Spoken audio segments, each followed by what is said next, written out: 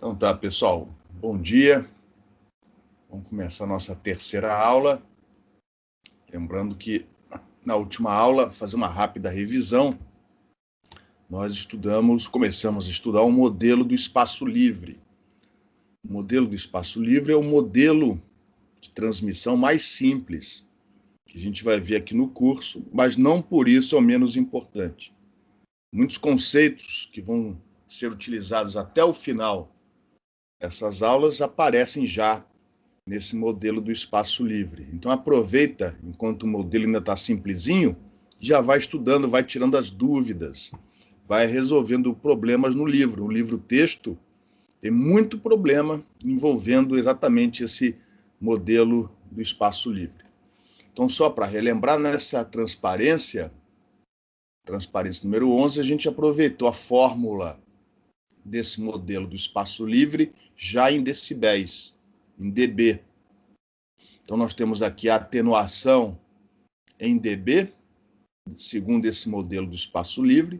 Lembrando que a atenuação A, em inglês chama-se path loss, vai ser, por definição, a razão entre PT, que aqui na nossa notação é a potência nominal do transmissor, dividido por PR, ou seja, a potência média, a potência que é passada ao receptor. E nesse cálculo já são levadas em considerações as eficiências, tanto na transmissão como na recepção. Então, definindo a atenuação desse jeito, ela vai ter sempre valores em decibéis positivos, de tal maneira que o ganho das antenas diminui, ó, o sinal de menos aqui, diminui a atenuação, segundo esse modelo do espaço livre. Já a atenuação de espaço livre, não confundir a atenuação de espaço livre com a atenuação dada pelo modelo do espaço livre. A atenuação de espaço livre, que é proporcional aqui, ó, a razão d sobre lambda ao quadrado, ela, quanto maior a distância, o comprimento desse enlace em relação ao comprimento de onda, maior a atenuação desse enlace. E, finalmente, havendo perdas de polarização entre as antenas transmissora e receptora, você vai ter um aumento nessa atenuação. Apesar do sinal de menos, isso aqui é um fator cujo domínio é entre 0 e 1. Então, esse menos 10 log de PLF é sempre um valor maior do que 0, um valor positivo. Aqui no curso a gente vai ignorar, a gente vai sempre assumir que as antenas estão casadas em polarização, de maneira que esse 10 log aqui vai dar sempre 0 dB. Não vai acrescentar, nem aumentar, nem diminuir a atenuação do modelo. E aí, cuidado que muitas vezes esses modelos, ao invés de virem em função da atenuação, vêm em função da potência. Por exemplo, a potência entregue ao receptor. E aí, como isso aqui, ó, é uma razão entre as potências, nós não temos, em princípio, né, como separar, a não ser que uma delas seja dada. Então, por causa disso, e porque na maioria dos casos a gente trabalha com valores em decibéis, nós costumamos também nos referir a potências, tanto no transmissor como na potência recebida, em decibéis. Em decibéis. Mas por causa dessa razão, a gente é obrigado a dividir essas potências por uma potência de referência, que tem que ser a mesma, senão essa igualdade não é verdadeira. E aí, para não nos esquecermos de que referência, né? Qual a referência que foi utilizada, a gente põe essas letrinhas depois do dB. Então, quando a potência de referência é o miliwatt, a gente escreve dBm. Quando é o watt, dBW. Às vezes o pessoal usa 1 microwatt, é o dB micro, e por aí vai. De tal maneira que a diferença entre as potências em dBm vai dar sempre a atenuação em dB. E essa diferença tem que ser sempre em relação à mesma referência. E acaba que muita gente se confunde. Por exemplo, nesta conta aqui, ó, nós temos a potência do transmissor em dBm menos a atenuação em dB. O pessoal se confunde, acha que tudo tem que estar na mesma unidade. Isso aqui não é uma unidade, isso aqui é só para você saber qual é a referência que está sendo utilizada. Isso aqui é tudo decibel. E aí, bom, antes de prosseguirmos, alguma pergunta? E aí fizemos algumas... Oi, pode falar. Essa questão da referência, você diz, por exemplo, se a gente for analisar um caso, e aí ele já começa dando a informação ou em dBm ou em dBW. Isso quer dizer que essa é justamente a potência que já chega no receptor, na antena receptora. Se o que foi fornecido é a potência no receptor em dBm ou dBW, essa já é a potência. Você tem condições de, fazendo a operação inversa aqui, ó, e sabendo que no caso do dBm a referência é 1 miliwatt, você tem como saber qual é a potência que chegou lá em watts, por exemplo. Tá. E a mesma coisa válida, então, para o transmissor, porque a referência é o mesmo para as duas. Isso, exatamente. Para as duas. Tanto de um lado como do outro. Tá, tudo bem. Beleza? Uhum. E aí, oi. E aí fizemos algumas observações, inclusive 2 ou 3 dessas observações vão ser importantes na aula de hoje. Então, uma das observações é, uma vez conhecida a diretividade ou o ganho de uma antena, nós temos como estimar a intensidade do campo numa certa posição afastada dessa antena. Então, da definição de diretividade, isolando o termo módulo do campo elétrico ao quadrado, ou melhor, módulo do fasor campo elétrico ao quadrado, nós temos essa expressão para o módulo do campo, em função do inverso da distância entre a antena e o observador, em função da potência radiada pela antena e em função da diretividade da antena naquela direção. Lembrando que aqui o eta é a impedância intrínseca do meio. Nesse curso a gente vai aproximar por em algumas situações, né, por 120 pi ohms, que é mais ou menos o valor da impedância intrínseca do vácuo. Lembrando que o produto potência radiada vezes diretividade é igual ao produto potência do transmissor vezes o ganho da antena transmissora, essa fórmula pode ser reescrita desta maneira. Esta fórmula, essas relações aqui que nos fornecem um módulo, a intensidade, a amplitude do campo elétrico vai ser útil no modelo que a gente vai estudar hoje, que é o modelo da Terra plana.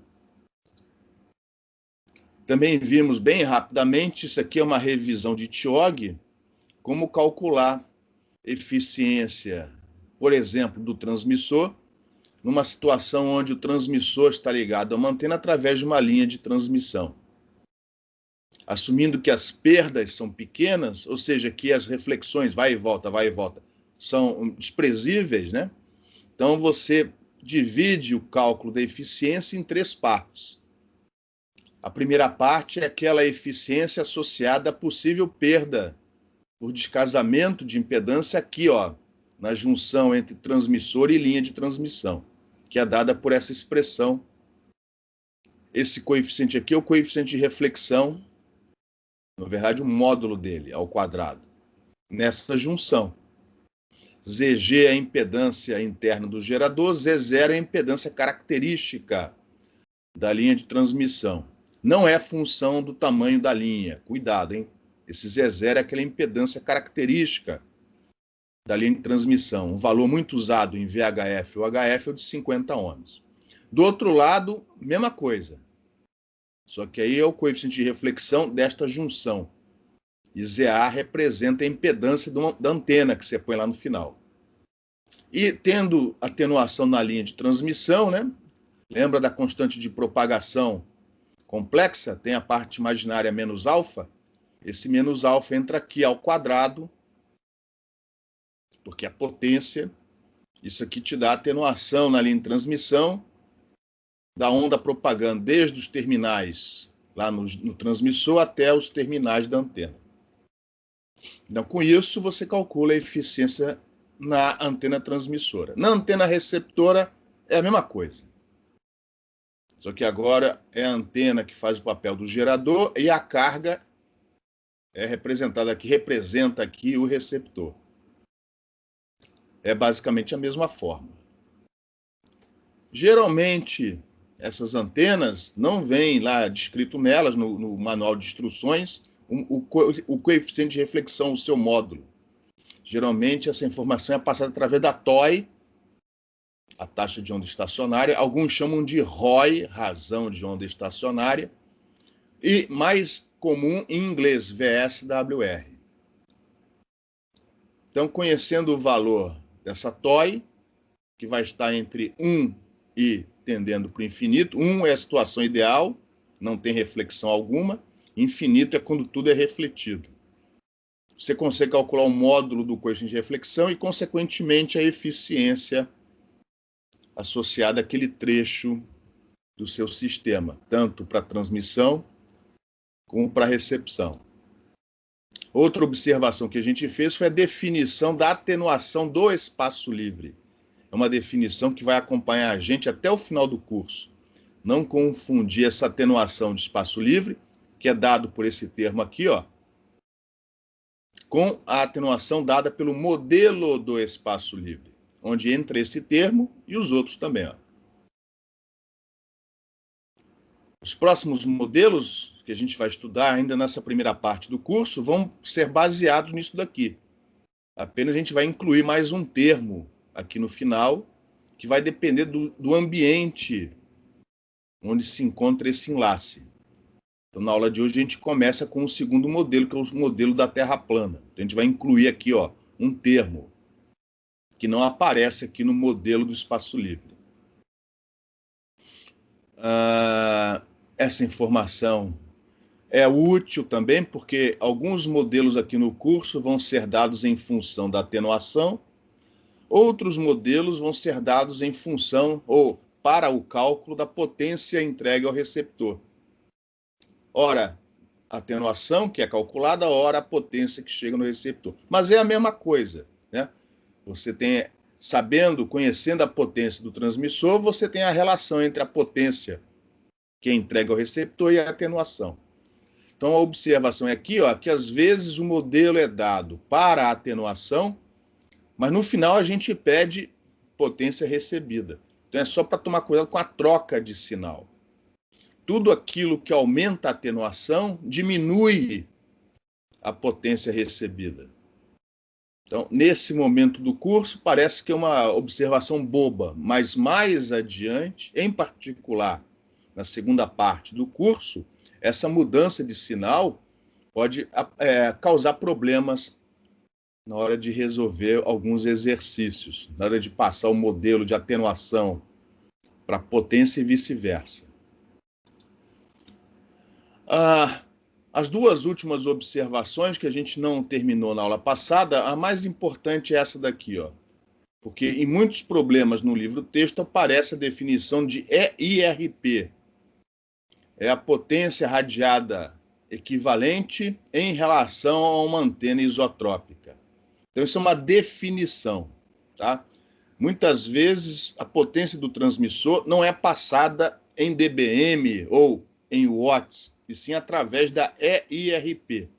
Então, a definição de EIRP é a potência radiada pelo transmissor vezes a diretividade do transmissor na direção onde você está fazendo a observação, geralmente na posição do receptor.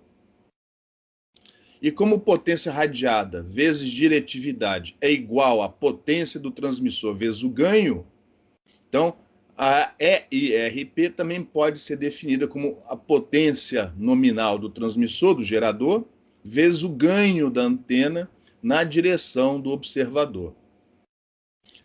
Aqui, ó, a eficiência de transmissão está dentro da potência radiada, enquanto que aqui a eficiência do transmissor está dentro da definição do ganho. Então, isso daqui, ó, muitas vezes o exercício vai te fornecer a EIRP e não a potência radiada, por exemplo. Então, quando a EIRP for fornecida, você já tem ali dentro embutido o valor da diretividade da antena naquela transmissão. Não naquela transmissão, naquela direção. E, consequentemente, das observações que foram feitas lá para trás, você pode reescrever a expressão que te dá a intensidade do fasor campo elétrico numa certa posição, desta maneira aqui, ó. Lembrando que nesta fórmula, o eta, a impedância intrínseca do meio, já foi aproximada por 120 π. E, basicamente, são essas as observações mais importantes que eu queria fazer. O resto são detalhes que dificilmente vocês vão encontrar. Mas aqui embaixo está a definição do ERP, que é uma definição mais antiga, onde a referência, ao invés de ser antena isotrópica, é um dipolo de meia onda. É uma definição antiga, mas como aparece muito raramente em alguns modelos mais antigos, em textos mais antigos, eu coloquei aqui, ó, se um dia alguém precisar. E tem algumas recomendações do ITU, onde ao invés da recomendação fornecer potência ou atenuação, eles fornecem um parâmetro chamado field strength, intensidade de campo. E aqui, nessas duas transparências antes do exercício, eu mostro para vocês o que significa essa intensidade de campo. Aqui no curso a gente não vai lidar com isso. Isso aí foi uma vez um aluno de mestrado precisou e a gente quebrou a cabeça para descobrir. Porque essas recomendações, elas não ensinam, elas que nem receita de bolo. É para pôr fermento depois do leite, mas não diz por quê. Então a gente quebrou a cabeça aí para ficar o aprendizado, né? Para todo mundo, está aí a definição. O que é o field strength em função dos parâmetros que a gente vai adotar aqui no curso. É uma definição, então eu não vou nem discutir isso daqui. Então, antes de prosseguirmos com a aula de hoje, né, resolvendo esse exemplo de modelo do espaço livre, alguma pergunta? Professor, Oi. duas perguntas. A impedância característica Z0 é aquela coisa lá de TIOG, de R, Isso. T, R e C, né? Beleza. Peraí, E outra agora coisa, eu não entendi. É definição de TIOG? Que definição? é porque eu tô tentando lembrar aqui, puxar da cabeça, que o Z0, a impedância característica, a gente consegue calcular dado o R, o L, o C Isso, e o G. Isso, exatamente. E a frequência, né? Isso, exatamente. Aí outra dúvida que eu tive foi na questão da TOI. A gente faz aquele cálculo utilizando aquele coeficiente de reflexão na carga, né? Na carga receptora. Isso, tanto num extremo, aí no caso é a impedância do gerador, como no outro extremo, a impedância usando a impedância da antena. É isso que eu fiquei em dúvida. São dois coeficientes de reflexão diferentes nessas duas posições. Não é. Eu vou voltar lá atrás, tá? Não é necessário. Por exemplo, aqui, ó. Aqui é a recepção, aqui, ó. Na transmissão. A impedância do gerador não é, e geralmente não é igual à impedância da antena. Até porque a impedância da antena varia ao longo da faixa de operação desse sistema. Então, é comum, quando você compra o gerador, comprar, né, a linha de transmissão, comprar os dois com a mesma impedância. Então, é comum que aqui não haja perda nenhuma, ou seja, uma perda muito pequena. Já aqui, não. Mas, de qualquer maneira, eu estou dando a fórmula completa. Completa não, né? Porque isso aqui também é uma aproximação. Isso daqui supõe que as perdas não são tão grandes assim e que o descasamento daqui, ó, não vai provocar uma reflexão forte, voltando para trás, né? Mas, de qualquer maneira, essa aqui é uma fórmula prática mais completa. Beleza? Mas os Beleza. coeficientes não são necessariamente os mesmos. E geralmente não são. Tá bom. Tranquilo? Sim. Mais alguma pergunta? Vamos ver se a gente consegue fixar isso com esse exercício aqui. Não é um enlace prático, tá? Eu coloquei aqui alguns valores para a gente resolver como exercício. Então, nós temos aqui um enlace no espaço livre, o comprimento do enlace é de 10 km, a frequência de operação 1 GHz. Na direção do receptor, a antena transmissora, ela tem uma diretividade de 15. Então, repara que eu não falei 15 dB. Então, isso aqui é a escala linear.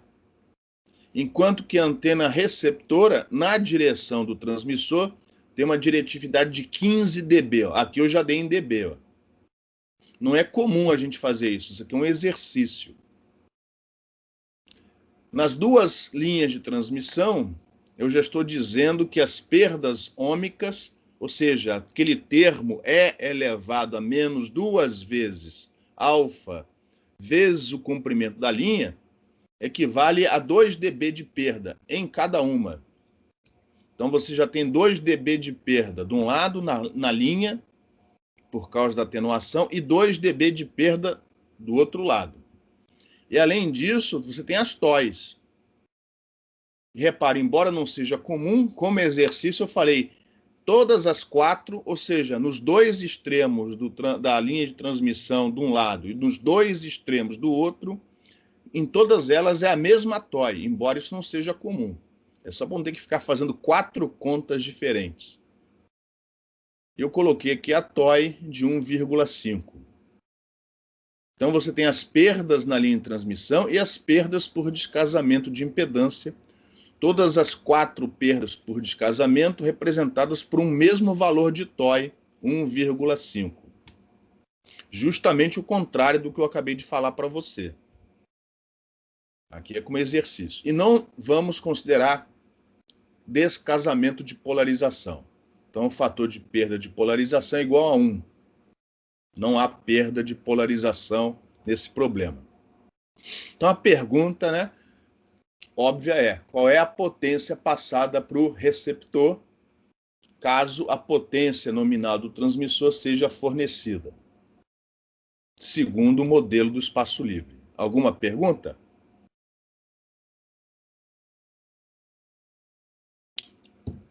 Agora é fazer conta.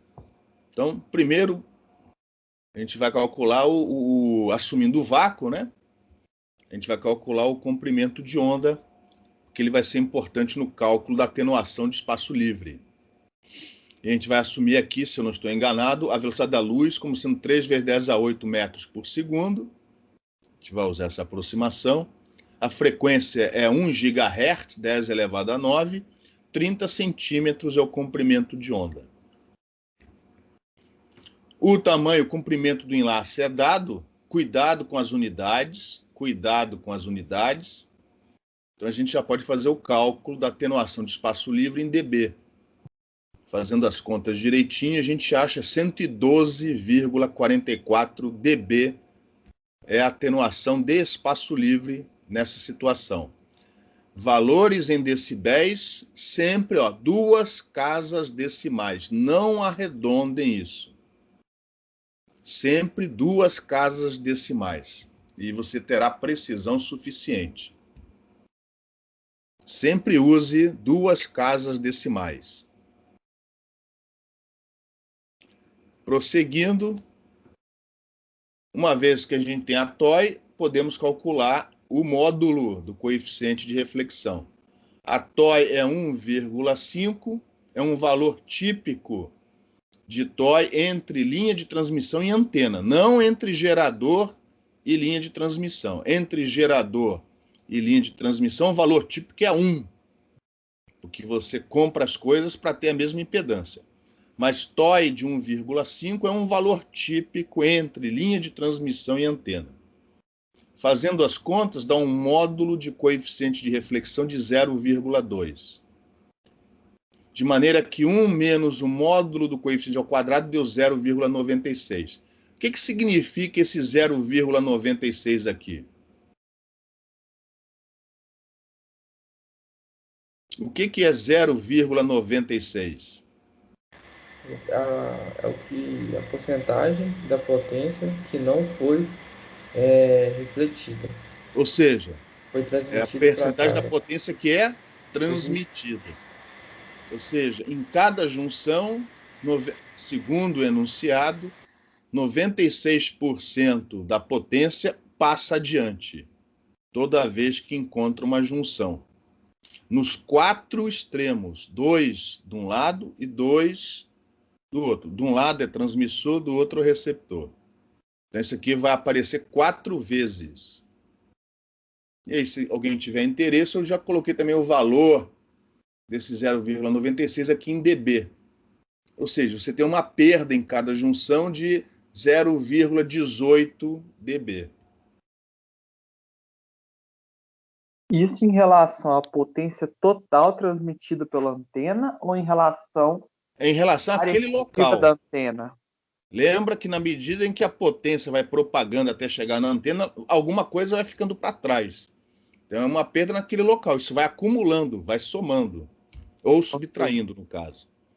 Lembra que a vantagem de usar valores em decibéis é que você vai somando as atenuações ou os ganhos, né, com o seu sinal correto, na medida em que você vai andando ao longo do sistema. Então, cada junção significa que 0,18 dB de potência ficou para trás.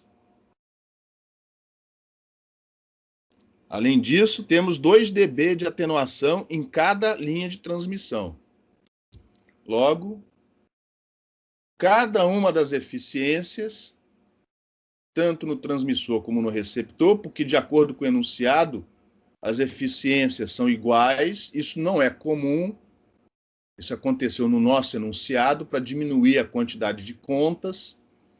Então, por exemplo, no transmissor você tem 0,18 de perdas na primeira junção, depois mais 2 dB de perda na linha, depois mais 0,18 dB de perda na última junção. Ou seja, no transmissor você tem uma perda de 2,35 dB. E no receptor também. Se você passar isso para a escala linear, para ter uma ideia, a eficiência do transmissor, que é igual, neste caso, a eficiência do receptor é de 58%. Ou seja, só 58% da potência do transmissor é radiada. E, neste enunciado, neste problema, só 58% da potência disponível nos terminais da antena receptora são passados para o receptor, para o rádio que está recebendo a informação. Ou seja, tem uma perda, se somar as duas, uma perda aqui de mais ou menos 4,8 dB. Metade de um lado, metade do outro. Isso ficou claro? Professor, eu ainda não entendi. Ah. Essa foi somando, né?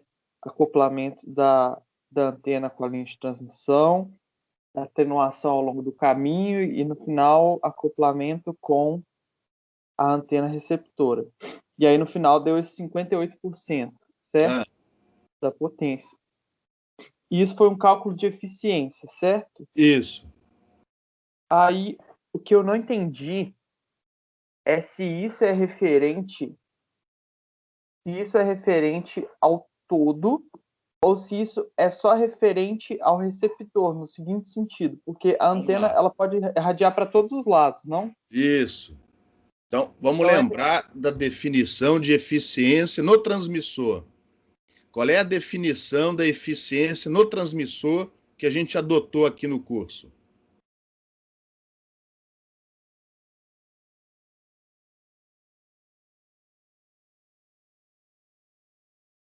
Por isso, vocês têm que estudar o modelo, porque essas definições que vão nos acompanhar até o final do curso, elas já estão aqui, pô. Elas já aparecem, algumas, não todas, lógico, né? Mas algumas já aparecem no modelo. Aqui, ó, a definição. Essa é a definição no transmissor. Então, quando eu falo que esta eficiência de 58%, significa que só 58% da potência nominal do transmissor, que seria aquela que seria radiada se não houvesse perda alguma, é que foi radiada. Sim. O que não foi radiado, o que aconteceu? Parte esquentou a linha de transmissão e parte voltou lá para dentro do transmissor. E teve que ser impedida de queimar o transmissor usando algum truque. Isso já é visto na matéria do professor Cássio, micro-ondas. Você pode usar um circulador para comer essa potência que volta. Na verdade, não devia ter circulador nenhum, devia era fazer um cálculo melhor e diminuir essas perdas. Mas, às vezes cai um raio, né? Então, para diminuir isso, você pode pôr um circulador entre o transmissor, que às vezes é um aparelho caro, né? E a linha de transmissão. Então, beleza ou não? Deu para entender aqui ou não? Beleza. Então, e no receptor também é uma razão. É a razão entre a potência que é efetivamente passada para o receptor, tá aqui, ó, dividido pela potência disponível nos terminais da antena. Essa potência disponível seria que passada para o rádio que recebe, desde que não houvesse perda nenhuma no meio do caminho. Perfeito, professor. Tranquilo? Beleza? Uhum. Então aproveita o início do curso. Muitos dessas definições já aparecem no modelo de espaço livre. Então você já mata esse problema de cara. Eu estava aqui, só um segundo. Ponteiro. Beleza. Então, neste enunciado, neste problema, as duas eficiências têm o mesmo valor, 58%. Ou, se você preferir em decibéis, no final, né, para fazer as contas em dB, menos 2,35 dB. Diretividades. Aqui a gente brincou.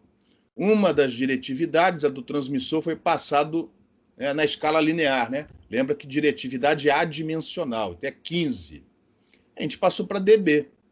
Então, em dB, isso equivale a 11,76 dB. Como a eficiência é de menos 2,35 dB, o ganho da antena transmissora em dB é 9,41 dB. Aí o ganho. Ou seja, eu multipliquei a diretividade pela eficiência da antena. Então, o ganho do transmissor, 9,41 dB. Aqui dentro já está embutido o valor da diretividade e a eficiência do transmissor. No receptor, eu já dei a diretividade em dB. Então, o ganho em dB é só pegar esses 15 dB e subtrair dos 2,35. O ganho da antena receptora é maior, deu 12,65 dB. E se eu não estiver enganado, já temos todos os valores. Lembrando que não tem perda de polarização, temos todos os valores aqui, ou quase todos, para concluir o exercício. Então, ignorando perdas de polarização, ou seja, o PLF em dB é zero, nós temos aqui a atenuação segundo o modelo do espaço livre. É a atenuação de espaço livre menos o ganho da antena transmissora menos o ganho da antena receptora em decibéis. Então, a atenuação segundo o modelo do espaço livre, neste caso, é de 90,38 dB. Na escala linear, isso significa que a razão entre a potência do transmissor e a potência do receptor, essas já são as potências lá no aparelho, tanto do transmissor como no receptor. É da ordem de 1,1 vezes 10 a 9. É grande por causa da atenuação de espaço livre. Para vencer essa atenuação, você teria que ou aumentar, né, a potência do transmissor ou os ganhos das antenas transmissora e receptora.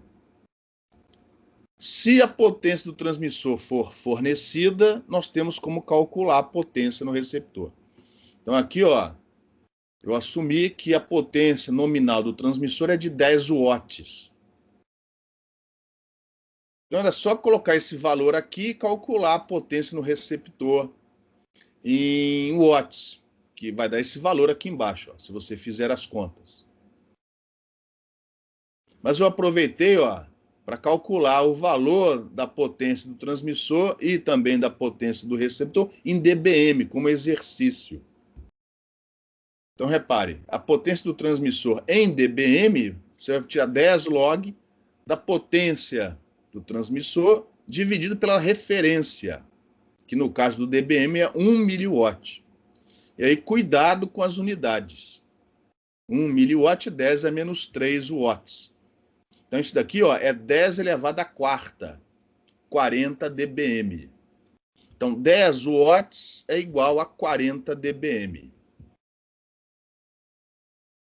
Tendo a atenuação em dB, 90,38 dBs. Tendo a potência do transmissor em dBm, você automaticamente calcula a potência no receptor em dBm.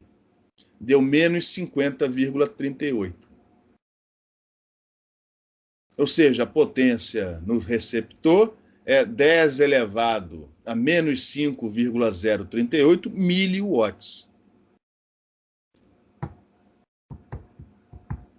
E aí você fazendo as contas, vai obter o mesmo valor que teria obtido se tivesse jogado esse 10 watts aqui direto. A gente fez isso aqui como exercício, para vocês praticarem as contas em decibéis, em dBm, que é um cálculo muito comum em sistemas de propagação sem fio. Alguma pergunta?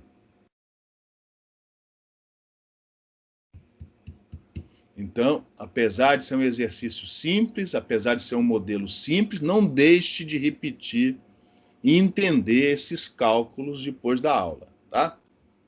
Então, vamos prosseguir com os nossos modelos. Vamos agora colocar o primeiro obstáculo nesse nosso enlace. Antes que os terraplanistas fiquem contentes, esse modelo, posteriormente, vai ser aperfeiçoado no modelo da Terra esférica, também chamada de redonda, tá? Então, inicialmente, a gente vai ignorar a esfericidade da Terra e assumir um enlace suficientemente curto, de tal maneira que a gente possa aproximar esse terreno como um terreno plano. Na prática, você não vai encontrar isso em lugar nenhum, a não ser que seja um terreno, sei lá, sobre a superfície de um lago, enfim. Mas nós estamos começando a estudar esses modelos. A gente começa com o segundo modelo mais simples, que é o modelo da Terra plana. Deixa eu só tem um microfone ligado aí. Em alguns textos, também chamado modelo de 2 raios.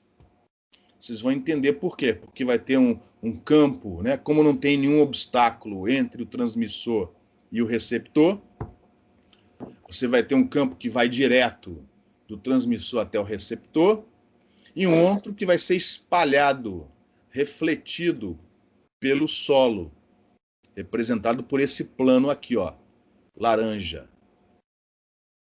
E a dificuldade aqui é o seguinte: como a gente não pode aplicar superposição em potência, para calcular a densidade de potência que chega aqui nessa antena, primeiro a gente vai ter que calcular o campo elétrico que chega aqui no receptor e somá-lo ao campo que vem refletido do plano. Só depois que a gente somar os dois campos é que a gente pode calcular a densidade de potência. Aí o resto é igualzinho ao modelo do espaço livre. A gente vai multiplicar essa densidade de potência pela área efetiva da antena e obter a potência disponível. E multiplicando pela eficiência, finalmente a gente obtém a potência que chega aqui no receptor. Então, a maior dificuldade desse modelo da Terra plana é achar as duas componentes de campo, a direta e a refletida, somá-las para aí sim prosseguir com o trabalho. Como agora nós temos um solo presente, nós precisamos definir aqui outros parâmetros.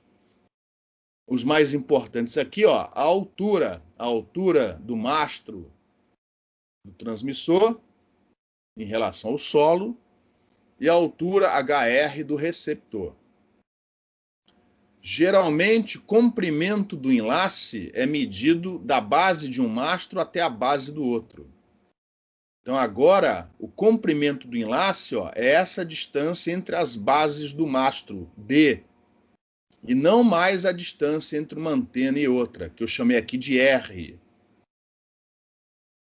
Quando o enlace é muito longo, R e D são praticamente iguais, tá? Mas, para distinguir um do outro, ó, o comprimento do enlace agora é a distância entre as bases dos mastros das antenas. E esse solo tem perdas, tem uma condutividade. Aqui o epsilon complexo que vocês aprenderam em TIOG, aparecendo na prática aqui, ó. Então, as perdas no solo são incluídas através da utilização de uma permissividade complexa para o solo em questão. Solos secos tipicamente possuem uma permissividade relativa em torno de 15 e uma condutividade em torno de 0,01 Siemens por metro. Tipicamente. Lógico que depende de região para região, de solo para solo. Só para vocês terem umas ideias. Beleza? A onda refletida não é plana. Em antenas, a gente estuda que, uma vez você estando suficientemente afastado da antena, essa frente de onda torna-se esférica. Mas se o comprimento do enlace for muito grande, muito grande, para alguém que está observando aqui, ó, sentadinho ou deitadinho em cima do solo, parece que essa frente de onda, localmente, é uma frente de onda quase plana. Então, para cuidar aqui da reflexão, a gente vai usar aqueles mesmos coeficientes de reflexão que a gente estuda em TIOG. E dependendo se a polarização é vertical ou horizontal, a gente vai usar um ou o outro. Mas o princípio é o mesmo. Então, imediatamente antes e imediatamente após a reflexão, a gente assume que essas ondas incidente e refletidas são quase planas, não são, e usamos como uma aproximação, né, o coeficiente de reflexão de Fresnel. E o resto é fazer conta com algumas observações que a gente fez no início da aula de hoje. Se você entendeu essa introdução, o resto vai ser, espero, tranquilo. Então, alguma pergunta? Professor, Oi. quando você falou, eu não peguei a ideia.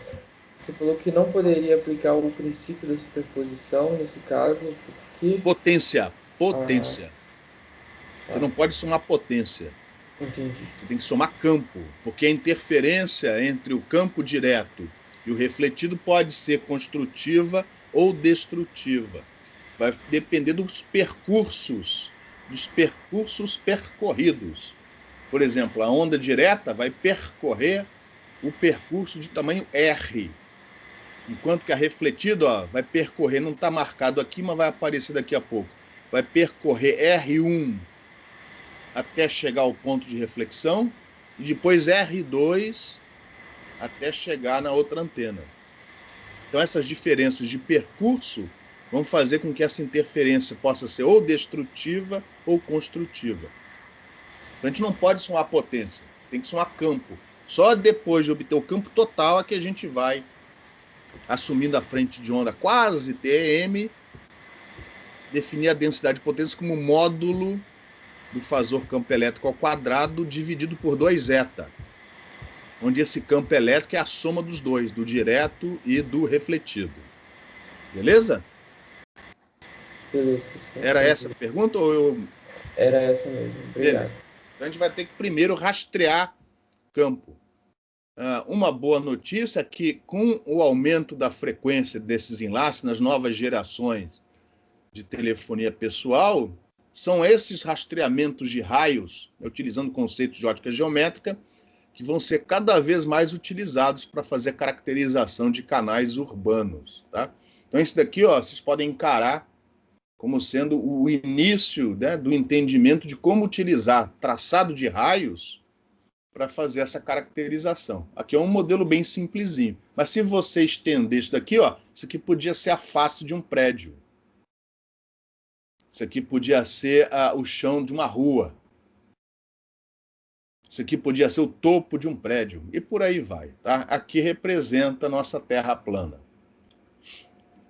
Vamos prosseguir, então.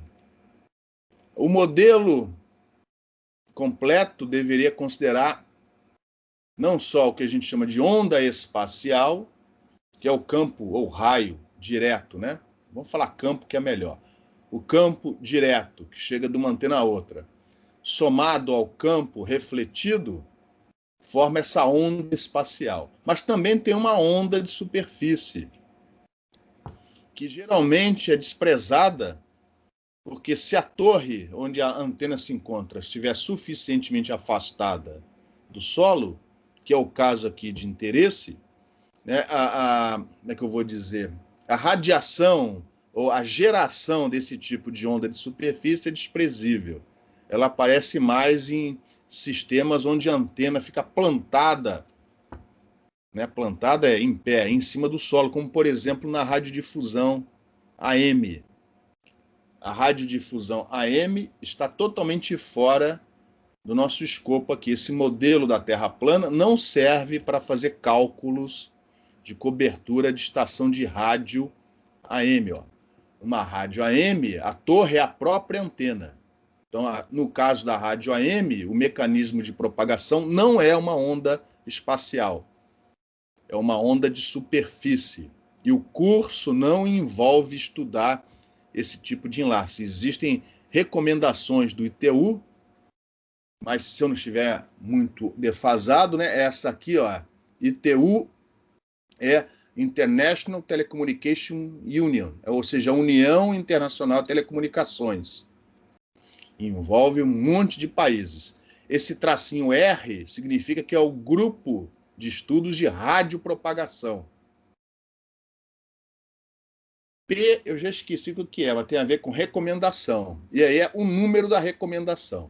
Geralmente tem outro tracinho aqui com a versão mais nova. Tem recomendação já com 14 versões. Tá? Aí seria, não sei se é o caso, aí seria, se fosse a 14ª versão, teria aqui um tracinho 14. Tá? Então existem recomendações do ITU, no caso do AM, essa daqui, a 368, que vão te dar, vão fazer recomendações para você fazer o dimensionamento do seu enlace. A AM está fora aqui do escopo do curso. Esse blá, blá, blá aqui, depois quando vocês forem ver o vídeo, é só dar um stop, né?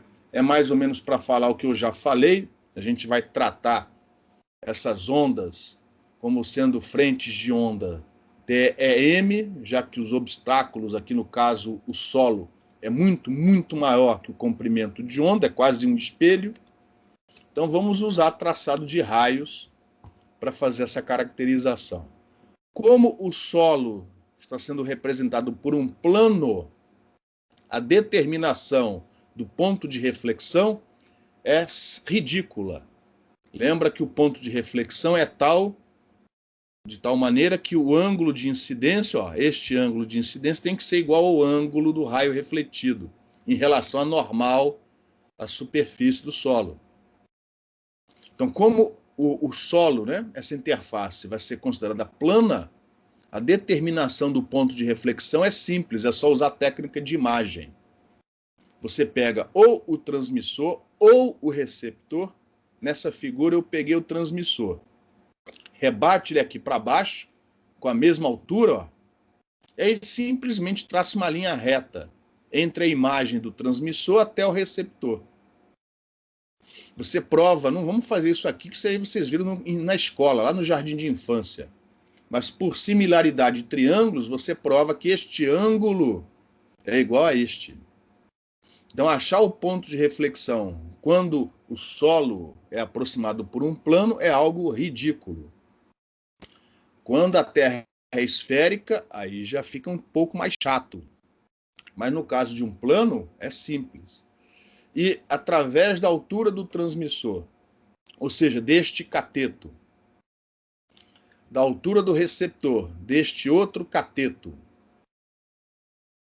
e da distância entre os mastros, D, é o cateto do triângulo maior, você acha D1, acha D2, e obviamente D1 mais D2 é igual a D, e tendo esses triangulinho retângulo, você acha as hipotenusas R1 e R2. Isso daí é muito fácil. Eu não vou dar aqui nas transparências fórmulas para os cálculos de D1, D2, R1 e R2. Isso a gente vai ver aqui rapidamente quando a gente for resolver o próximo exercício, tá? Mas isso daí vocês têm que saber. Isso daí, vocês estão estudando na UFMG, vocês têm que saber isso daí, decor e salteado.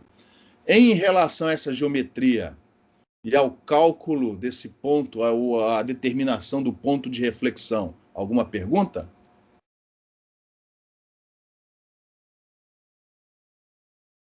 Beleza. Então, já calculados os parâmetros D1, D2, R1, R2, R, vamos agora calcular, né, os campos incidente, direto, melhor dizendo, né, e refletido, começando pelo direto, que é o mais simples deles, né? Como é que a gente vai fazer esse cálculo? Então, ó, lembra da observação que a gente fez no final da aula passada e no início desta aula? A gente tendo a potência radiada, a diretividade do transmissor na direção do receptor, a impedância característica do meio, aqui a gente vai assumir o vácuo. Então, é comum, pessoal, aproximar eta por 120 π. Aqui eu vou deixar o eta indicado. E a distância, o comprimento, ou melhor, aqui no caso é a distância entre as duas antenas. A intensidade do campo, ó, é dada por essa raiz quadrada dividido por R. Ó. Isso é o módulo do fasor campo elétrico. O que eu preciso incluir? A fase e a orientação do campo. A fase, daquilo que vocês já viram em ondas planas, em TIOG, se a onda percorreu a distância R, a fase vai ser E elevado a menos JK vezes R, onde K é o ômega raiz de μ. É a constante de propagação para o problema em questão. E a orientação do campo, eu vou representar por esse vetor unitário aqui. Ó. Toda vez que tiver um chapéuzinho, é um vetor unitário. O vetor unitário é aquele que tem módulo 1. Ou seja, ele não inclui intensidade nessa expressão. Ele só te dá a orientação do campo elétrico. E muito parecido com o que é feito em TIOG, aqui a gente vai dividir o estudo em duas polarizações fundamentais. No caso de TIOG, a gente usou as expressões que geralmente são usadas pelo pessoal de ótica, né? Polarização perpendicular e polarização paralela. Aqui, como é propagação, a gente vai usar vertical e horizontal. A polarização vertical, no caso de propagação, é aquela que a gente chama de paralela em ótica. E a polarização horizontal em relação ao solo, é aquela que a gente chama de polarização perpendicular. Perpendicular ao plano de incidência em ótica ou em TIOG. Então, aqui está a expressão do campo que chega na antena receptora. Direto. E se você preferir, ao invés de usar o produto Perrad vezes diretividade, você pode usar, dependendo do enunciado, o produto PT vezes o ganho. Então, para obter o campo direto, é só essa fórmula. Alguma pergunta, alguma dúvida?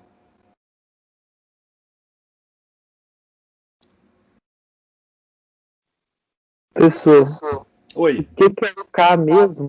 O E elevado a menos JKR? O K é a constante de propagação. O K é o ômega raiz de μ. K é ômega raiz de μ. Se eu não estiver muito enganado, a gente viu isso em alguma transparência para trás. Se a gente não viu... Ah, cá está. Pronto. Eu esqueci de apertar o botãozinho. Então, ó, lembrando, K, em TIOG, o K podia ser complexo. Era aquele beta menos J alfa, lembra? Só que aqui, ó, a gente vai assumir que a atmosfera não é dispersiva.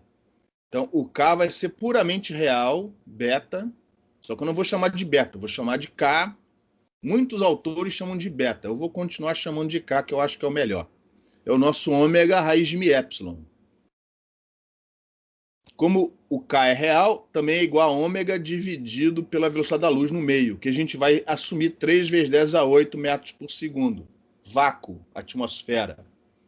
E que, no caso do K real, é o 2π dividido por lambda, o comprimento de onda. Beleza?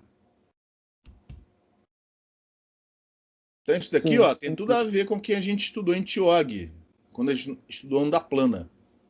A diferença é que a onda plana, a fase varia com a propagação, né? Mas a amplitude não. Já a onda esférica, a amplitude varia com o inverso da distância percorrida, por causa da conservação de energia. A frente de onda vai propagando, a esfera, a área da esfera vai aumentando, então a intensidade do campo tem que diminuir, de tal maneira que a potência total seja mantida. O fluxo através da esfera seja mantido. Beleza? Mais alguma pergunta? Sim. Oi? Não, entendido. Confirmei que entendi. Tem mais alguma pergunta?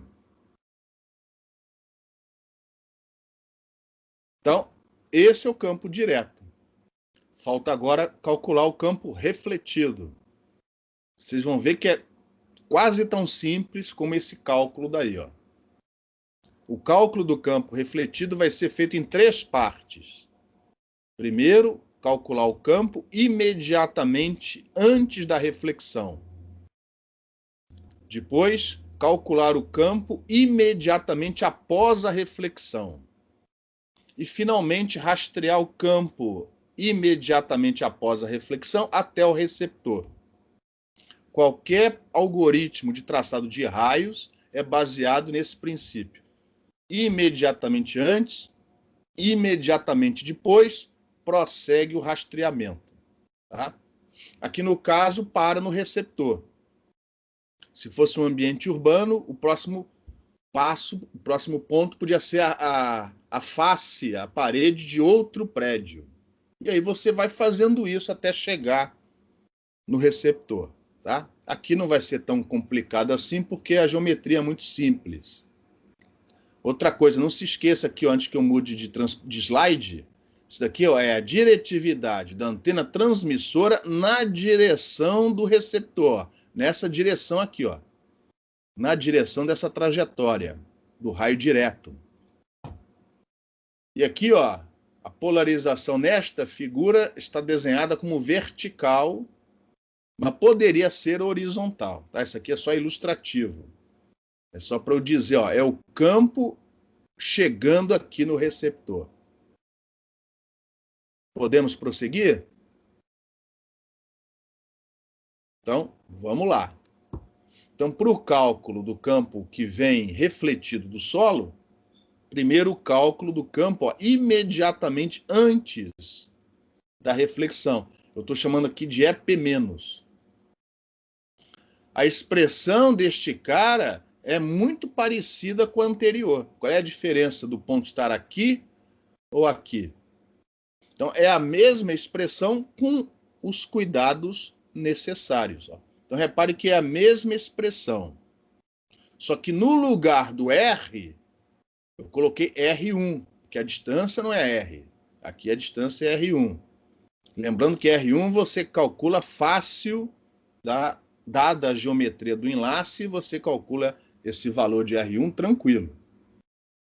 E outra observação que você tem que ter aqui é que é a diretividade do transmissor, não na direção do receptor, mas sim na direção do ponto de reflexão.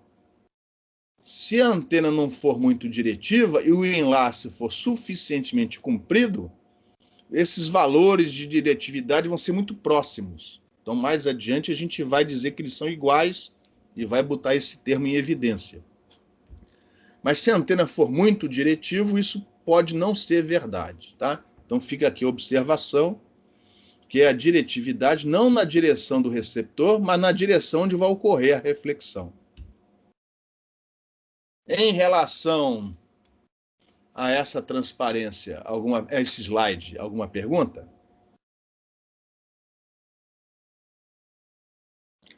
O campo, imediatamente após a reflexão, ele vai vir com essa orientação um pouco diferente, né? Porque tem uma inclinação aí na trajetória, e vem multiplicado pelo coeficiente de reflexão.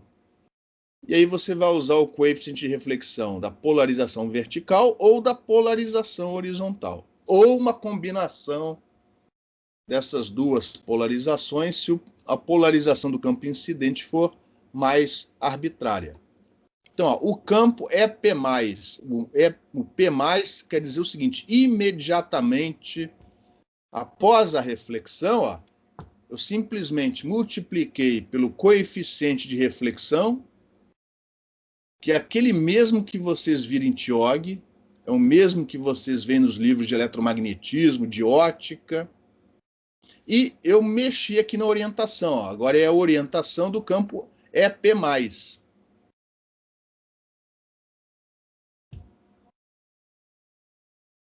E agora eu preciso rastrear o campo até chegar no receptor. Mas repara, para o receptor, para o observador, né, na posição do receptor, esse campo refletido parece que está vindo de onde?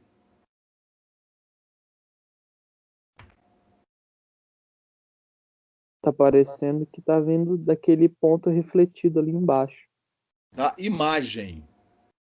Então, repare, para o receptor, é como se esse campo refletido, na verdade, estivesse sendo radiado por essa imagem aqui embaixo. Ou seja, a distância, ao invés de ser R1 ou R, para o campo refletido que chega aqui no receptor, é como se a distância fosse R1 mais R2. Então, o que eu vou fazer no próximo slide é trocar esse R1 pela soma R1 mais R2. E esse é o campo que chega, ó, refletido aqui no receptor. Aqui, ó, R1 mais R2. E está aí a expressão do campo refletido na posição do receptor. Tudo que eu preciso fazer agora é somar a expressão do campo refletido com a expressão do campo direto, e isso vai me dar o campo total que chega no receptor. Se eu tivesse mais obstáculos em volta, eu teria mais componentes de campo. Numa cidade, num ambiente urbano, provavelmente eu vou ter várias componentes do campo, ou várias componentes de campo, chegando aqui no receptor. Réplicas do sinal transmitido, vindo de diferentes direções, de diferentes reflexões, de diferentes mecanismos de propagação. A gente chama esse fenômeno de multipercurso. Aqui só temos duas componentes, a direta e a refletida. E o tratamento analítico, né, fica mais simples de ser ilustrado aqui na transparência. Em relação a esses, eu falo transparência, que eu sou do tempo do retroprojetor, né? Em relação a esse slide, alguma pergunta?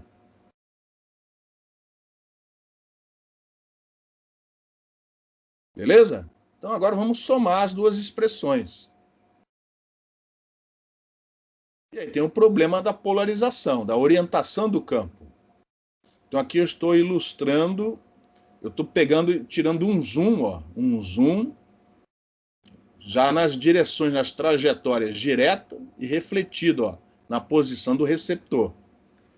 Se o enlace for muito comprido, esse ângulo aqui, ó, tende para zero. Para polarização horizontal, isso não é problema. Os dois estão paralelos um ao outro. Essa soma é tranquila.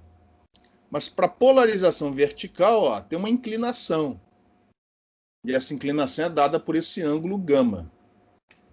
O que nós vamos fazer aqui é assumir que esse modelo está sendo usado por um enlace suficientemente comprido, de tal maneira que esse gama é praticamente nulo e esse vetor, ó, é quase paralelo ao direto. De tal maneira que esse cosseno de gama aí vai ser ignorado e a gente, independente da polarização ser vertical ou horizontal, a gente vai simplesmente somar as duas expressões. E aqui está a soma. Eu já tirei os vetores. Repare que eu não coloquei vetor aqui em cima. Então, independente da polarização ser a vertical ou a horizontal, eu vou somar as duas expressões. Essa é a expressão do campo direto, com a sua amplitude e fase, e esta é a expressão do campo refletido, com a sua polarização e a sua amplitude e fase. Ou as duas têm a mesma polarização horizontal, ou as duas têm a mesma polarização vertical. O que vai mudar? A expressão do coeficiente de reflexão. Quem fez TIOG, vocês três fizeram, lembram-se que você tem uma expressão diferente para o coeficiente de reflexão, dependendo da orientação do campo incidente. Em TIOG, a gente chama de polarização paralela perpendicular. Aqui a gente vai classificar como horizontal e vertical. Horizontal e vertical em relação ao solo. Alguma pergunta? Aliás, eu estou vendo um erro aqui, ó. Alguém está enxergando um erro nessa fórmula? Tem um erro grave nessa fórmula.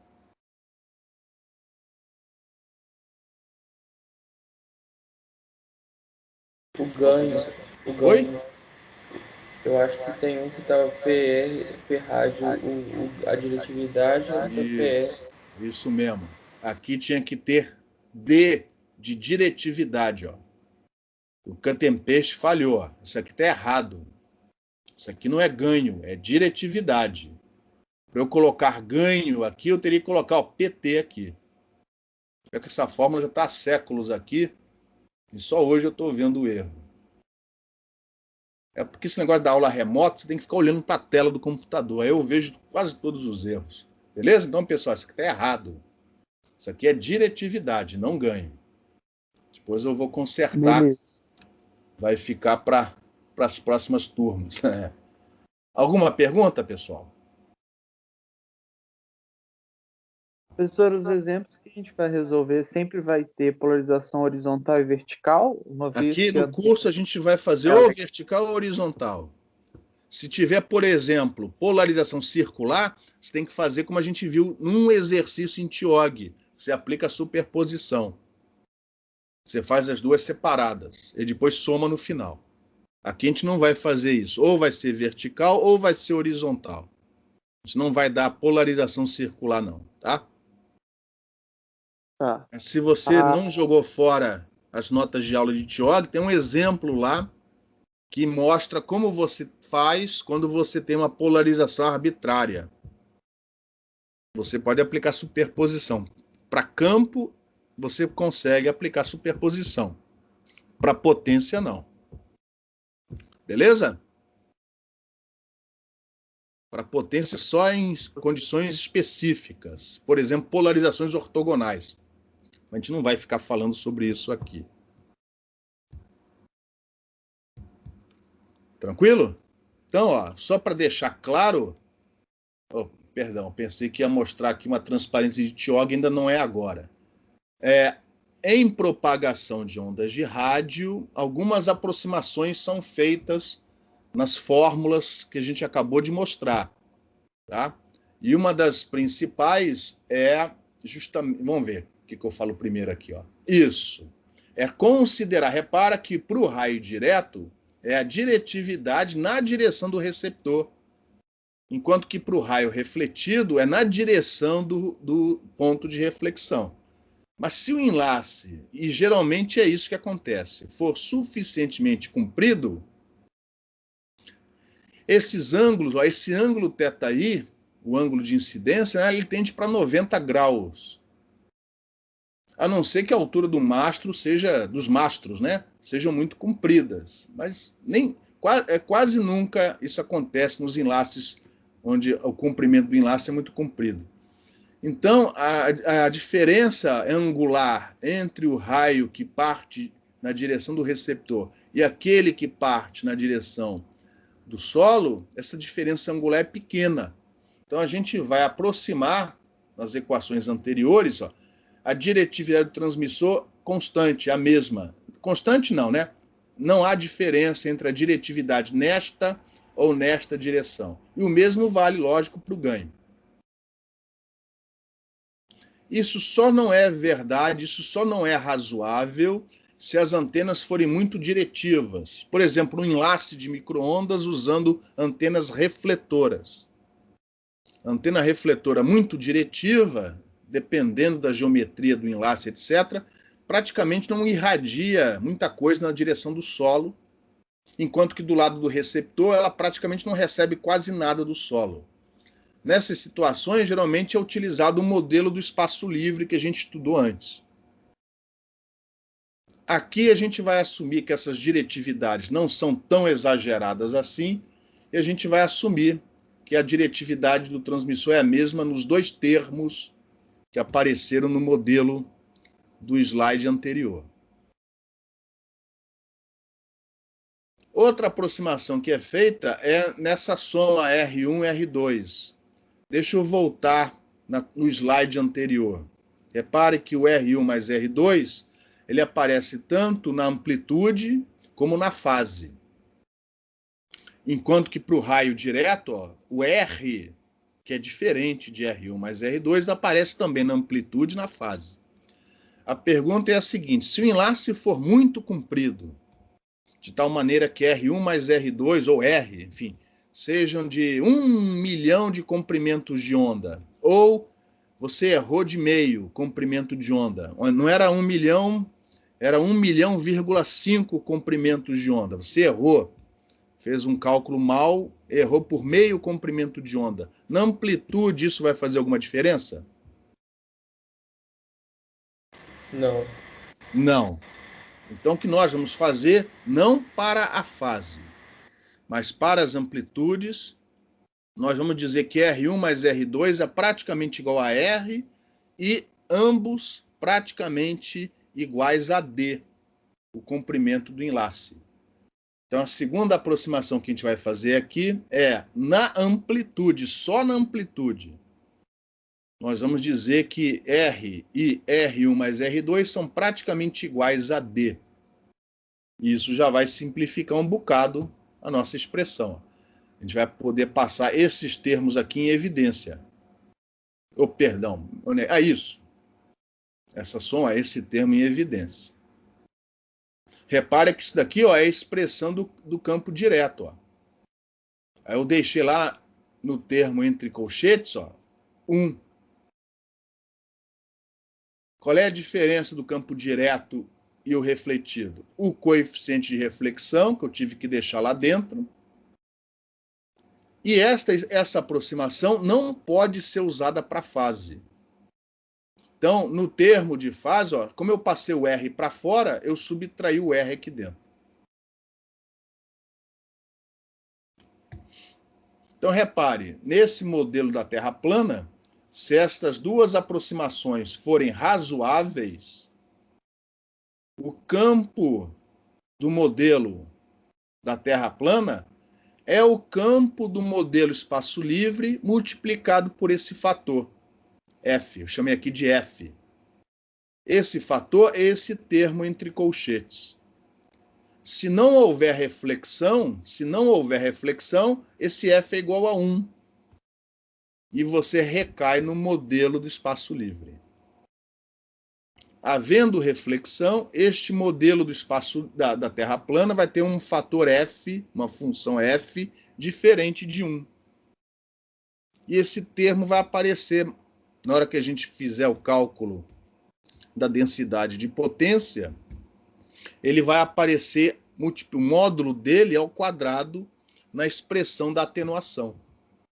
Vai ser o termo a mais que a gente vai incluir no nosso modelo. Vai ser o 20 log deste termo aqui, ó. Perdão, 20 log do módulo deste termo aqui, ó. Do módulo da função f. E esse é o modelo da Terra plana. Antes de concluir, a gente só vai primeiro falar sobre o coeficiente de reflexão e apresentar mais uma aproximação que aparece nos livros para esse termo que aparece aqui na fase, que é a diferença de fase entre a componente direta e a componente refletida. Antes de prosseguirmos, alguma pergunta?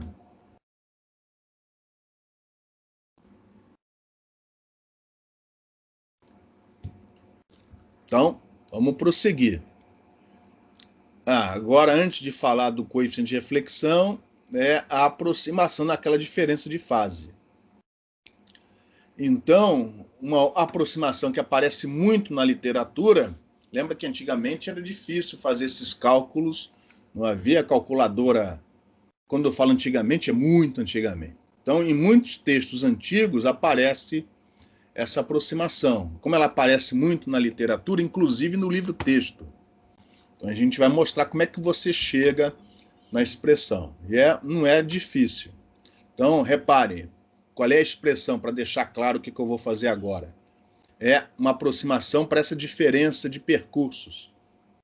R1 mais R2 menos R. É a diferença do percurso do raio refletido, que é mais longo, ó. R1 mais R2, óbvio, é maior do que R. Então, essa diferença, a gente vai ter uma expressão mais simples para ela, já em função dos parâmetros geométricos que geralmente são fornecidos num enlace de rádio como esse, que são as alturas dos mastros e o comprimento D do enlace. A gente vai querer trocar esse R1 mais R2 menos R por uma expressão que envolva HT, HR e D. É uma expressão mais útil, desde que a aproximação seja razoável. Então vamos lá. A gente precisa do triângulo aqui, ó. R é a hipotenusa de um triângulo retângulo cujo um dos catetos é D, esse cateto aqui, ó, e o outro catetinho aqui, ó, é a diferença entre HR e HT. Como está elevado ao quadrado, não importa se o transmissor está mais baixo ou mais alto. Isso aqui vale independente do HT ou do HR ser o maior. E aí o que eu fiz foi passar o D para fora. Como na prática, né, o tamanho, geralmente, quase sempre, o comprimento do enlace é muito maior do que os mastros, as alturas dessas antenas em relação ao solo, a gente faz uma aproximação nessa raiz quadrada. Então, isso aqui é equivalente a expandir isso aqui em Taylor e pegar os dois primeiros termos. Depois vocês reproduzam isso na casa de vocês, tá? Então, repara, eu peguei este termo mais este multiplicado pela potência. Isso aqui, ó, raiz quadrada equivale a elevar a 1/2. Deu isso daqui, ó. Então, se o comprimento do enlace D for muito maior que as alturas dos mastros, R é aproximadamente igual a isso, com uma boa precisão. O que a gente precisa agora é obter algo parecido para a distância R1 mais R2. Então, repare que R1 mais R2, ó, se você imaginar aqui a imagem que a gente tinha mostrado antes, R1 mais R2 é a hipotenusa de um triângulo retângulo, cujo um dos catetos é D, enquanto que o outro vai ser a soma das alturas, HT mais HR. A diferença entre uma expressão e outra é esse sinal aqui. E usando as mesmas aproximações, a gente chega nisso aqui.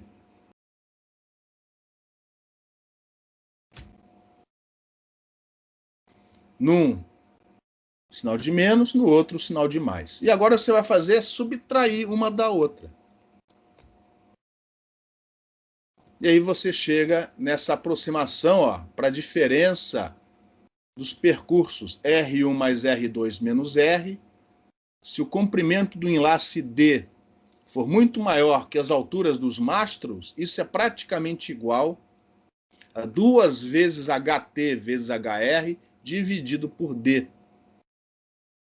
E aí a função F, que a gente mostrou no slide anterior, na maioria dos livros de propagação, é substituída por essa aproximação. Aqui.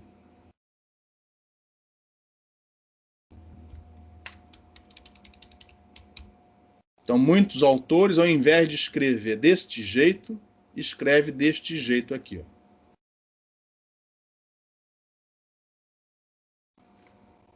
Alguma pergunta?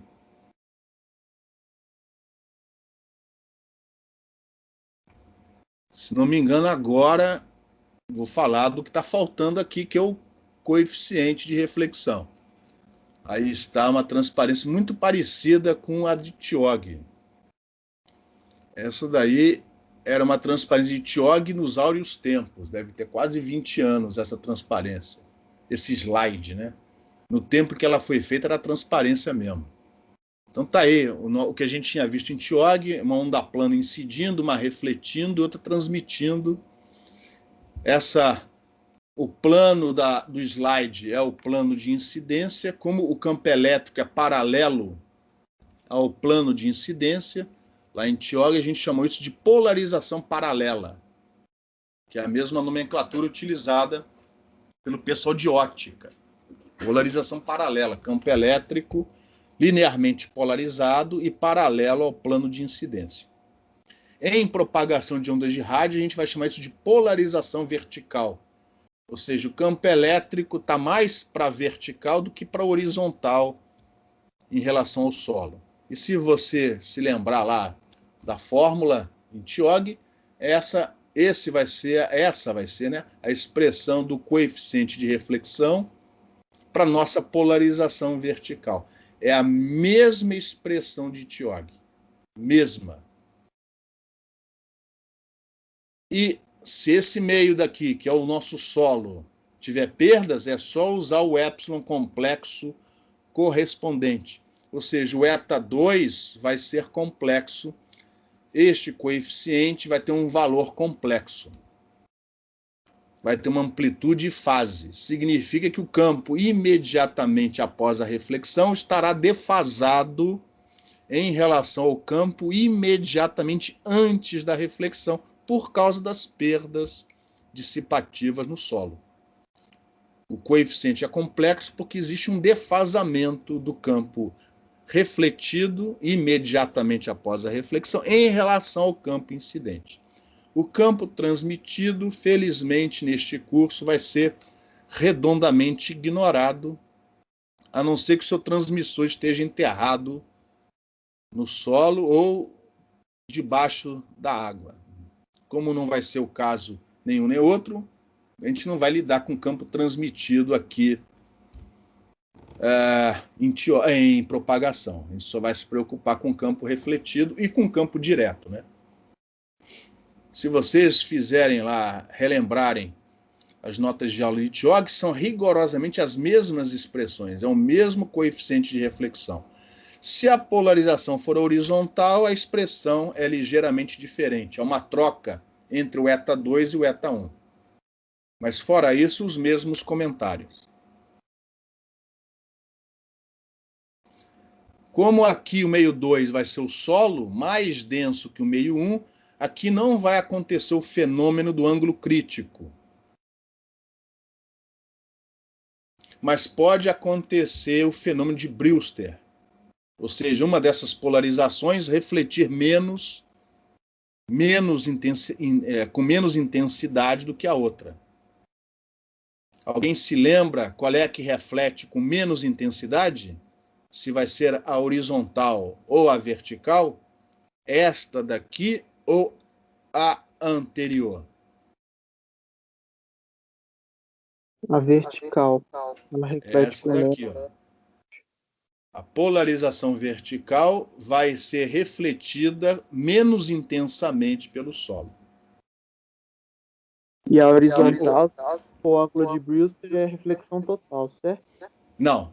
Aqui, nesta vertical, vai ocorrer o ângulo de Brewster, se não houver perdas no solo. Como o solo vai ter perdas, você não vai ter reflexão nula, mas vai passar por um mínimo. O ângulo crítico só ocorre na incidência interna. Se o meio 2 fosse menos denso que o meio 1, que não vai ser o caso. O meio 1 vai ser o ar e o meio 2 vai ser o solo ou, sei lá, a água. Então, aqui em propagação de ondas de rádio não ocorre ângulo crítico, a não ser que a antena transmissora tivesse aqui de baixo enterrada. Então, você vai ter Brewster para polarização vertical, e esse é o único ângulo esquisito, vamos dizer assim, especial, que pode aparecer. Ficou claro ou não? Sim. Então, isso explica, por exemplo, que o pessoal usa óculos polarizados, não com onda, né, com ondas de rádio, mas a luz do sol. A polarização vertical reflete, a horizontal reflete mais intensamente. Então, o óculos é feito, né, com o polarizador para cortar essa luz que reflete mais intensamente da areia, né, na praia, no deserto ou na neve, se você não estiver andando sobre a neve. O pessoal que não usa esses óculos pode ficar cego, se ficar muito tempo exposto à reflexão, né, à luminosidade que vem refletida pela neve, pelo gelo. Beleza? Bom, então, não se esqueçam, é rigorosamente o mesmo coeficiente de reflexão de Fresnel que vocês veem nos livros de eletromagnetismo, nos livros de óptica.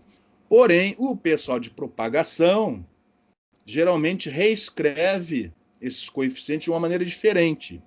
De tal maneira que, se você pegar um livro de propagação assim no susto, você vai olhar para o coeficiente e falar assim, ah, não, isso aqui é diferente do que o pessoal usa em ótica, por exemplo. E não é verdade, é o mesmo. Então, vamos explicar quais são as diferenças que geralmente o pessoal de propagação adota. O pessoal de ótica adora usar o ângulo de incidência em relação ao normal. O pessoal de propagação adora usar o ângulo alfa, o complemento, que geralmente nesses enlaces de rádio, esse ângulo alfa tende para 0. Então, que é o que a gente chama de incidência rasante. Então, por causa disso, a gente, ao invés de cosseno de θ e seno de θ, usa seno de alfa e cosseno de alfa, o complemento, naquelas fórmulas que apareceram antes. Tá? Deixa eu falar mais uma coisa aqui que eu esqueci. Vamos lembrar que em TIOG eu uso uma referência que geralmente não é a referência do pessoal de ótica. Se você olhar no livro de eletromagnetismo, nos livros de ótica, esse campo refletido ele aparece com um sentido invertido. E, consequentemente, o coeficiente de reflexão aparece com um sinal de menos, um sinal trocado aqui, ó. E eu uso deste jeito. Isso aqui não é a notação usual, não. Lá em TIOG eu expliquei por que eu faço diferente. Por que eu faço diferente? Alguém se lembra?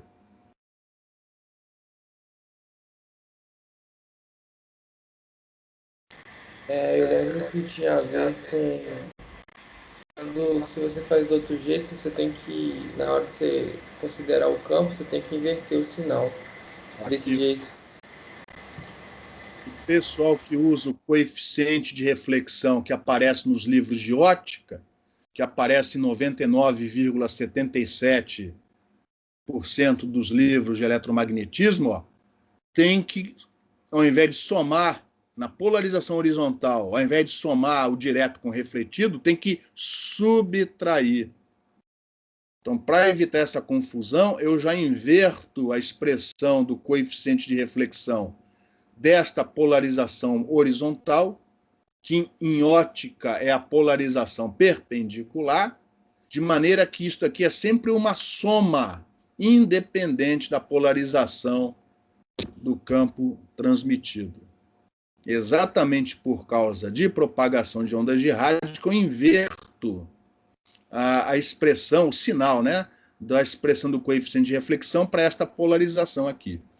E não conta para ninguém, não. Há muito livro de propagação está errado.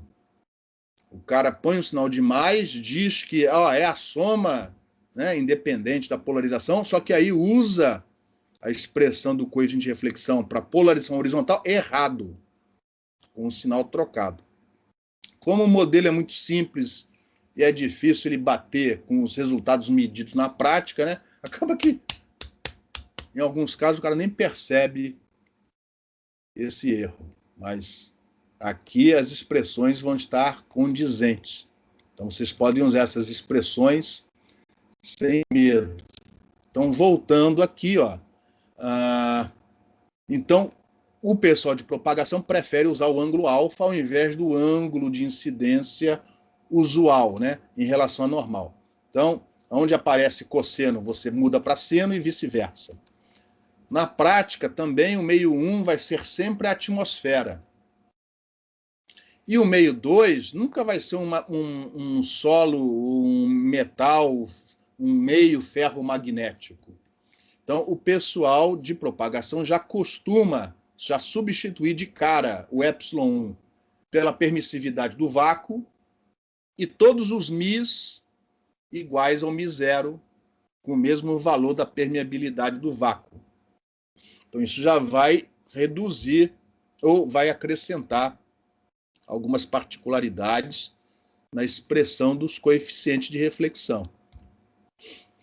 Além disso, em propagação de ondas de rádio, quase nunca o solo é tratado como um meio dielétrico, ou seja, com tangente de perdas. Quase em todos os textos, quase em todos, não é sempre, mas em quase todos os textos de propagação, a perda no solo é tratada como uma condutividade. Lembra de Thiog? Esse epsilon complexo aqui, Então, ao invés de usar epsilon duas linhas, a gente usa sigma dividido por ômega. Lembrando que ômega é a frequência angular. Tá? Então, e isso daqui, em função da condutividade, da frequência e da permissividade daquele solo, já é também incluído na fórmula do coeficiente de reflexão.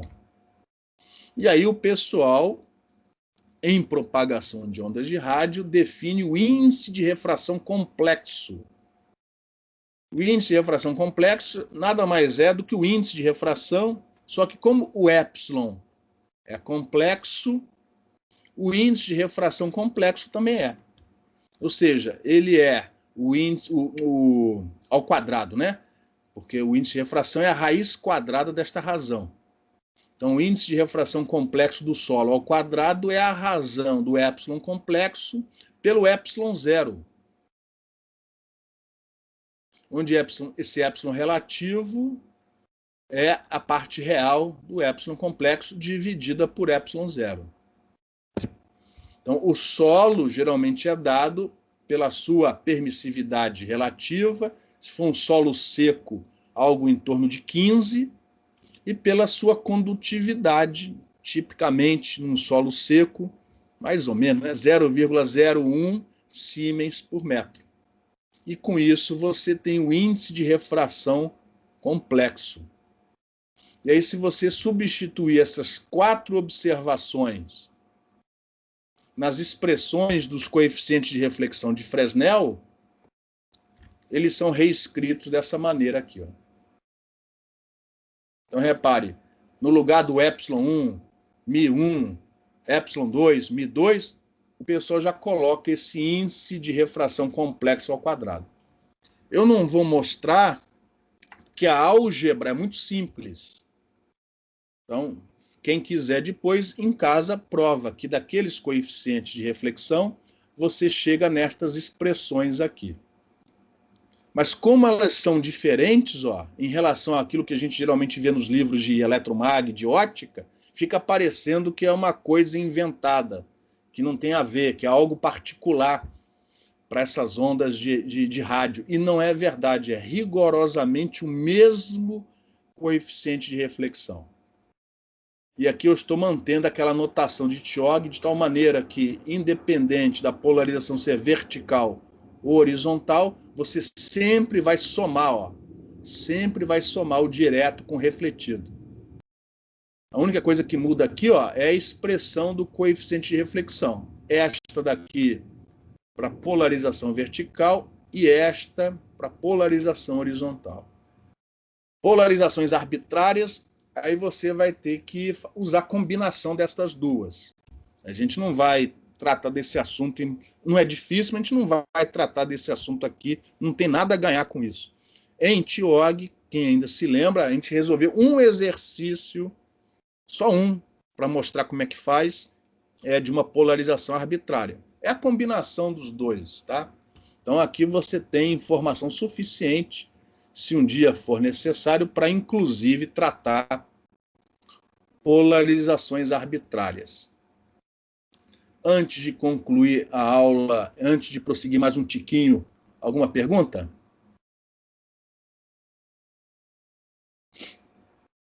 Então, se o enlace for suficientemente comprido, ó, essa é a expressão que a gente usa no modelo da Terra plana. Isso daí vem multiplicando o campo... Ih, ainda tem mais aqui, ó. Ah, isso daqui também é importante. Como geralmente esses enlaces são compridos e a incidência é rasante, alguns autores, nós não vamos fazer isso aqui no curso, mas se não me engano, em comunicações móveis, o professor Cássio, ele costuma usar essa aproximação. Repare que quando a incidência é rasante, o ângulo alfa tende para zero. Incidência rasante, enlace muito comprido, esse ângulo tende para zero. Quando o ângulo tende para zero, esse seno de alfa tende para zero. Então, repare, tanto um coeficiente como o outro tende para -1. Então, quando é incidência rasante, muitos autores usam essa aproximação. Se não me engano, inclusive o livro-texto do Rapaport usa essa aproximação.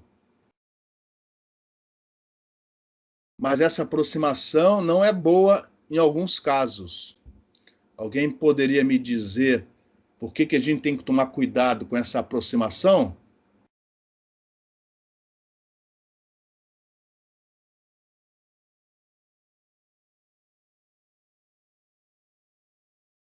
Tem a ver com um certo ângulo que a gente já mencionou aqui, que a gente relembrou lá de Tjog.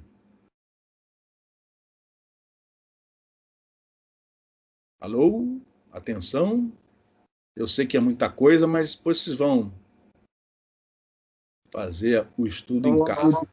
Não, né, professor? O ângulo de Brewster, exatamente. A polarização vertical tem lá um ângulo especial onde ela passa por um mínimo, que é o ângulo de Brewster. Só depois ela, do mínimo, parte para o limite -1.